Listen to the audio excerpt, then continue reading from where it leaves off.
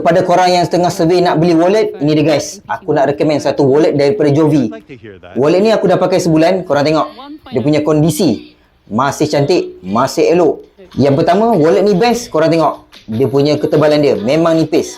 Kalau korang masuk dalam poket tu memang mudah. Tengok, memang senang.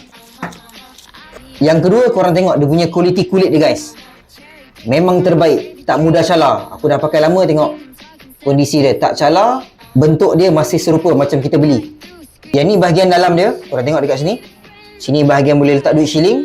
Lepas tu dekat tepi-tepi ni boleh letak kad lah. Dekat luar pun ada lagi satu slot untuk kad. Kalau korang yang jenis bayar pakai kad, memang senang. Tarik terus, boleh bayar terus pakai kad. Lepas tu masuk balik. Memang mudah guys. Korang juga boleh custom nama dekat sini. Boleh letak korang punya nama dekat sini. Bagi tahu je seller tu korang nak letak nama apa. Dapat ke segera guys, wallet daripada Jovi memang terbaik. Harga pun tak mahal mana, tapi dia punya kualiti memang padu guys. Mantap Jovi.